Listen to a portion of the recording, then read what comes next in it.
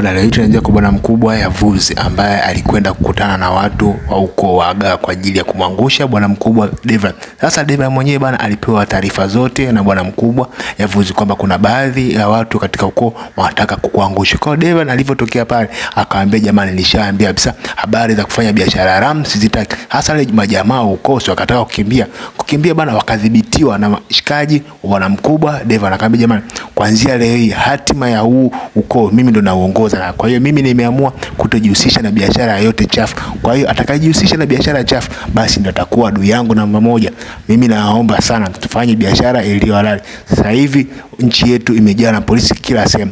Tukihamia upande wa pili bana, tunakutana na bibie Aziza ambaye alikuwa anaangalia vitoleo kwa ajili ya kumbeba mwanae atakayekuja kuzaliwa. Katika zile story moja mbili tatu za kina mama pale bana, bibie Aziza akaonyeshwa picha ya enzi ya ujana Miss Pevin. Hasa bibie kuna vile kabidi naye aipige picha, kwa sababu hiyo picha alikuwa tayari kashaonyeshwa na Devan mwanzoni kwamba huyu mwanamke anaenda kuolewa bwana mkubwa Berat. Sasa Berat mwenyewe bana alikuwa anatupa swaga kwa bibie Fidan, anapiga swaga, piga swaga.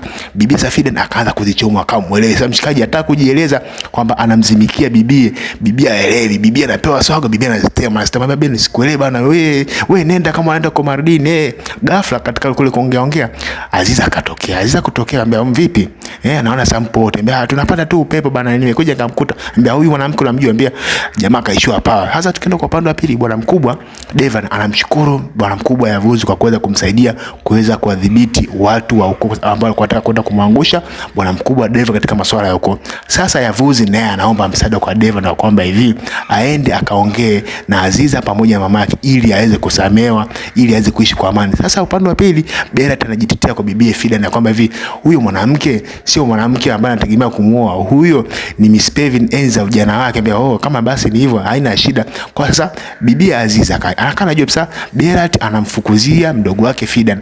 Kwa hiyo akaambia, tafadhali jamani, naombeni mfuate ndoto zenu kisha ndo mfuate hisia zenu, na naombeni muda sahihi utakapofika kila kitu kitakaa sawa. Bibi aliwasii sana hao wadogo zake. Sasa kwa upande wa pili familia iko na enjoy pale bana, bwana mkubwa Devan anakuja na Yavuzi ndani ya nyumba kwa ajili tu ya Yavuzi aje kuomba msamaha. Sasa Devan anaambia, jamani, leo hii Yavuzi amenifanyia jambo jema sana, kwa hiyo nimemleta hapa na nyinyi labda mtaweza kumuelewa. Hasa Yavuzi akaanza kuomba, jamani familia, naomba mnisamee upweke, siwezi sasa hivi kuishi peke yangu, tafadhali naomba mnisamee.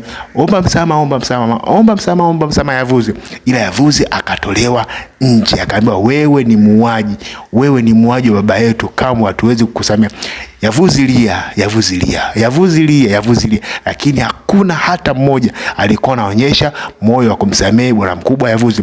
Aziza akamwambia hivi, wewe ndio chanzo cha mdogo wangu jemo kwa gerezani mpaka sasa hivi, kwa hiyo unatakiwa uende ukatumikia adhabu uliyofanya. Bwana mkubwa Yavuzi akasema, sawa, nimekula, basi lazima nitalipa deni ambalo nimelichukua kutoka kwenu. Bwana mkubwa Yavuzi akawaaga kisha akaondoka zake, huku Devan kimsindikiza. Mama Zonkaya mawazo yakaanza kumpanda kwa sababu ajui mwanae ataenda kujinyonga ama la.